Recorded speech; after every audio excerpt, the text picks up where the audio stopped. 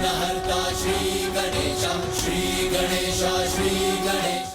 अब तो तुम्हें समझ आ ही गया होगा भंडासुर कि ईश्वर के प्रतीक इन मंत्रों का उच्चारण यदि कठिन हो जाए तो उनको लिखा अवश्य जा सकता है, क्योंकि जितनी शक्ति इनके स्वर में होती है उतनी ही शक्ति इनकी लिखावट में भी होती है। कि तो अब तुम्हारे मन में ये प्रश्न अवश्य होगा कि तुम्हारे मुकास्त्र को असफल करने का उपाय सूझा किसे? स्वयं तुम्हारे जन्मदाता श्री विघ्नहर्ता गणेश, श्री विघ्नहर्ता गणेश की। मेरे विघ्नहर्ता बार बार मेरे विघ्नकर्ता क्यों बन जाते हैं? हे प्रभु, ये आपका कैसा अन्याय है? मैंने सदैव आपकी पूजा की, आपकी अर्चना की, और उसका ये परिणाम दे रहे हैं आप? बार बार मुझे असफल कर आप अपने भक्त की भक्ति का अपमान क्यों कर रहे हैं? भक्ति तुम क्या जानो भंडासुर, परमात्मा के प्रति परम प्रेम ही भक्ति है। उस प्रेम से जुड़ी श्रद्धा भक्ति है। जो तुमने किया वो भक्ति नहीं, स्वार्थ था। और अपने जन्मदाता के प्रति तुम्हारा आचरण सर्वथा अनुचित था। मेरा आचरण उचित हो या अनुचित, इसका मेरे ऊपर कोई प्रभाव नहीं पड़ता। मैं वही करूंगा जो मैं करता आया हूं। और हाँ, ये भी सुन लो सभी कि गणेश मेरे जन्मदाता नहीं, अपितु स्वयं मैं ही अपना जन्मदाता हूं। मैं ही अपना जन्मदाता हूं। मैं ही अपना जन्मदाता हूं। जिस गणेश जी को आप लोग बहुत ही बुद्धिमान और चतुर कहते हो, वो तो बहुत ही सरल है, और इसी का लाभ उठाया मैंने और विवश किया कि मेरे आकार को साकार करूं। इसीलिए मैं ही स्वयं हूं, मैं ही ईश्वर हूं, मैं ही स्वयं हूं, मैं ही ईश्वर हूं।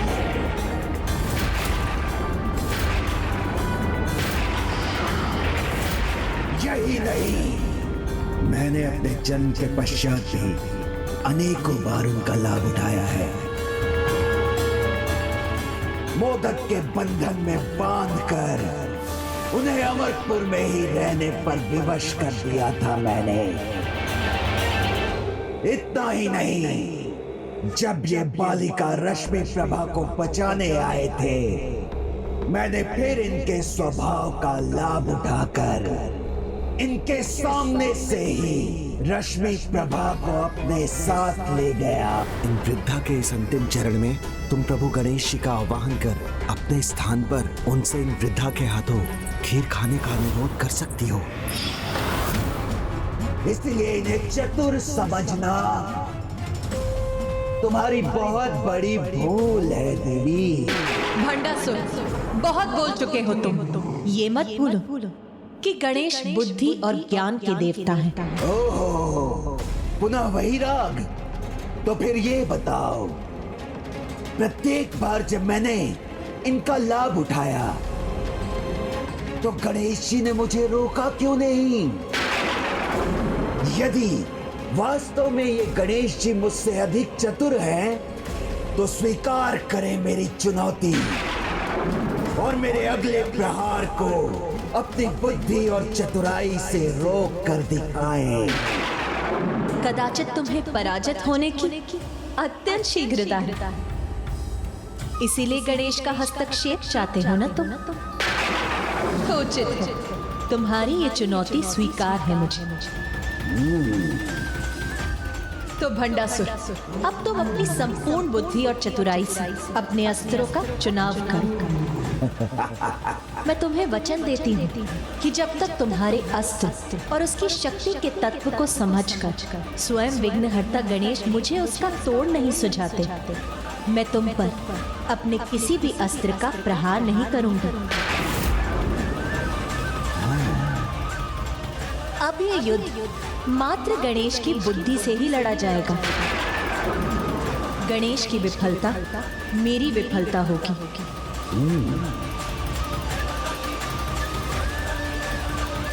मुझे स्वीकार है। माता ने ये युद्ध की कैसी अवस्था रख दी।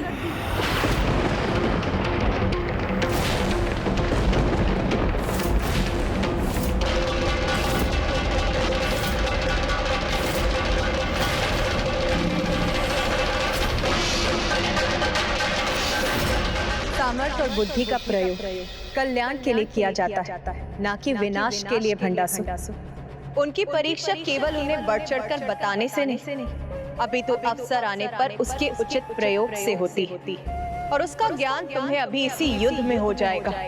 ज्ञात हो जाएगा कि तुम क्या, मैं क्या, और ज्ञात हो जाएगा कि कौन और क्या है प्रथम पूज्य गणेश। और ज्ञात हो जाएगा कि कौन और क्या है प्रथम पूज्य गणेश।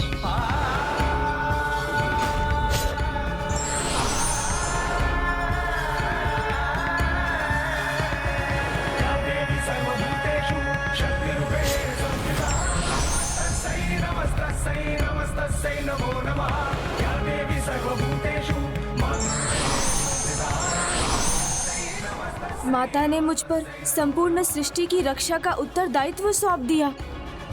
पुत्र गणेश, मेरे आदेश के अनुसार तुम अभी तक इस युद्ध भूमि से दूर थे और अब मेरे ही आदेश से इस युद्ध में तुम मेरा साथ दोगे।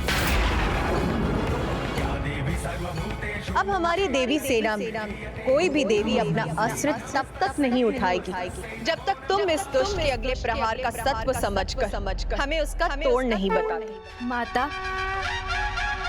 विश्वास और आशीर्वाद प्रत्यक्ष रूप से दिखाई नहीं देने पर भी असंभव को संभव बना देते हैं। मुझ पर जिस विश्वास के साथ आपने इस दुष्ट की चुनौती स्वीकार की है, मैं उस पर खरा उतर सकूं, मुझे इसका आशीर्वाद दीजिए।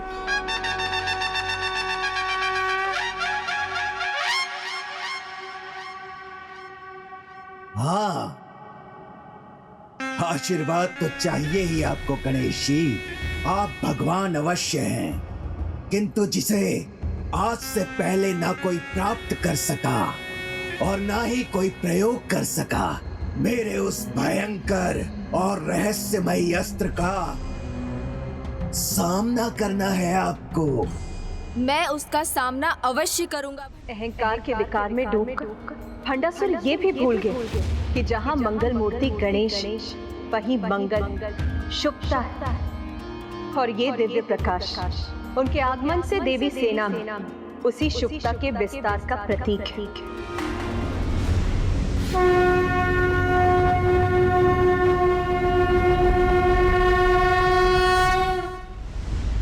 पराजय तो उसकी होती है प्रभु जिसे कुछ खोने का भय हो, किंतु मैं तो अपनी विजय के लिए कोई भी मूल्य चुका सकता हूँ,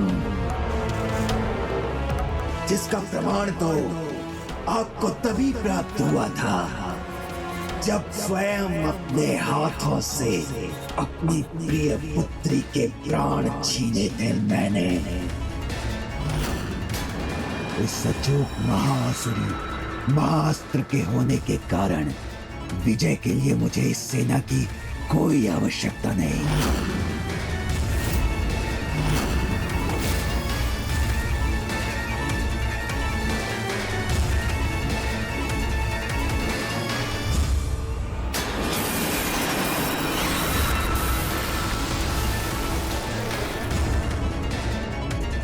और स्नेह रूपी अपनी दुर्बलता को पराजित कर अपनी जय का वो क्रम आरंभ किया जिसका अंत मेरे सामने खड़ी इस नारी की पराजय से ही होगा।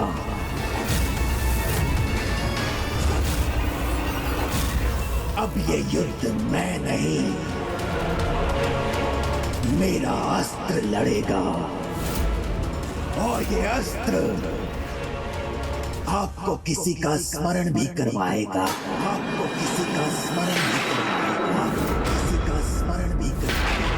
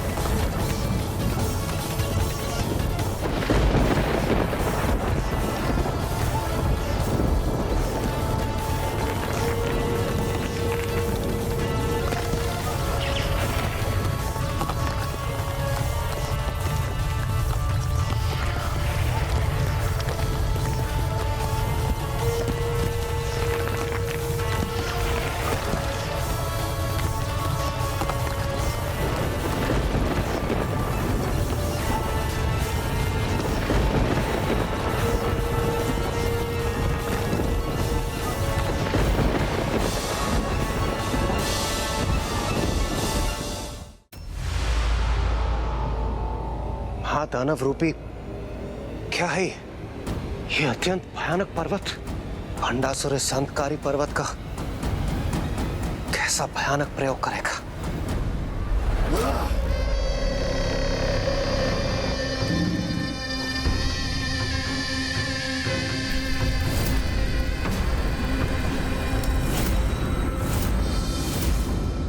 अब ये मेरा महाआसुरी अस्त्र और मेरे पीछे स्थित इसकी शक्ति मेरी इच्छा अनुसार मेरे लिए युद्ध करने के लिए पर्याप्त है। महासुरी महास्त्र प्राप्त कर अपार आसुरी शक्ति का स्वामी बन गया है महासुर भंडासुर। मैं आप सबको पुनः एक अवसर दे रहा हूं, तो विलंब किस बात का प्रमाणित कीजिए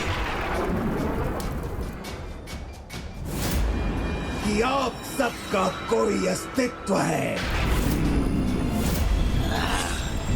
विजय प्राप्ति के बाद मेरे साथ इस सृष्टि पर अनंत काल तक राज करने का अवसर प्राप्त कीजिए।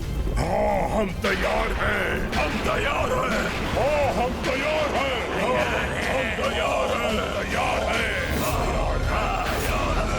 हैं। देवी, अब मेरा अगला और भयंकर प्रहार सहने के लिए तैयार हो जाओ। तैयार हो जाइए असुर सम्राट महिषासुर। प्रथम आक्रमण आपको ही करना होगा। एक नारी ने ही आपका अपमान कर आपका वध किया था ना?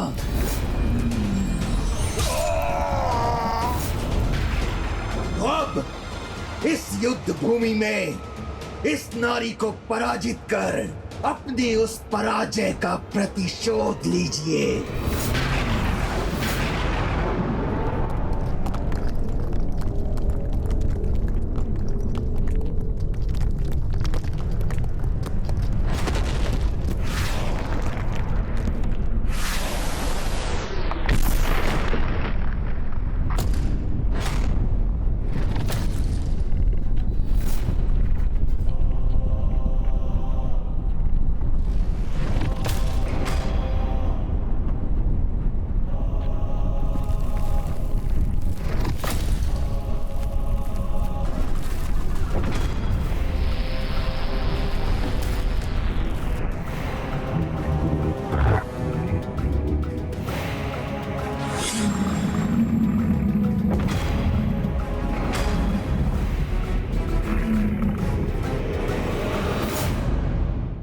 भंडासुर के सभी असुर महायोद्धाओं का तो अंत हो चुका है, तो फिर ये कौन है?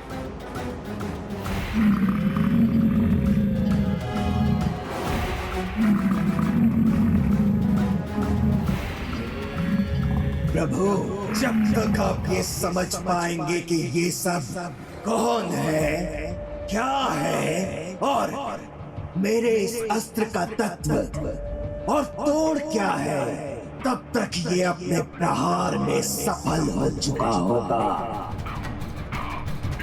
और वैसे भी आप पर तो मेरे अस्त्र का दूसरा ही प्रभाव होगा।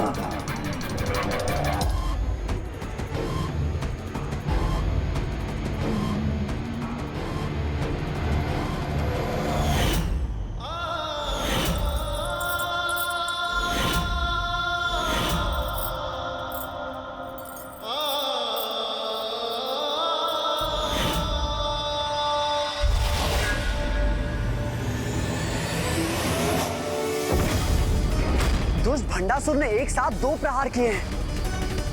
एक और तो उसने माताओं को शारीरिक क्षति पहुंचाने के लिए अपनी महिष सेना का आवाहन किया है, तो दूसरी ओर रश्मि प्रभा का स्मरण कराकर उसने अनुज गणेश पर भी मानसिक प्रहार किया है।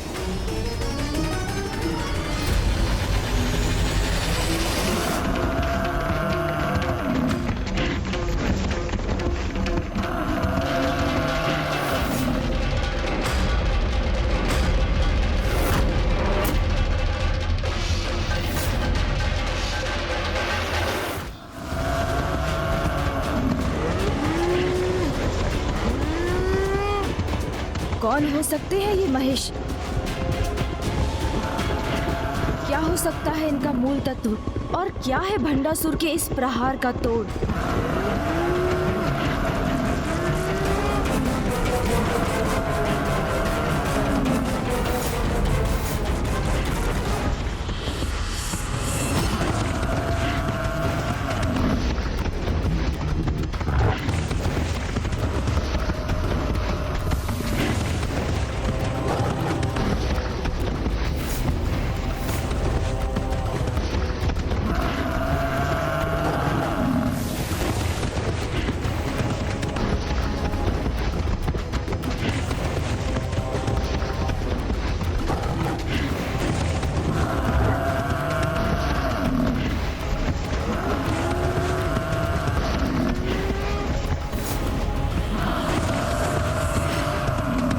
मुझे कुछ सोच क्यों नहीं रहा है?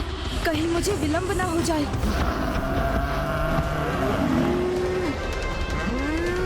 माताएं इस प्रकार कब तक अपनी रक्षा कर सकेंगी? मैं अब तनिक भी विलंब नहीं कर सकता। किंतु ये अस्त्र क्या है? इसका तोड़ क्या है? कुछ समझ नहीं पा रहा हूँ मैं।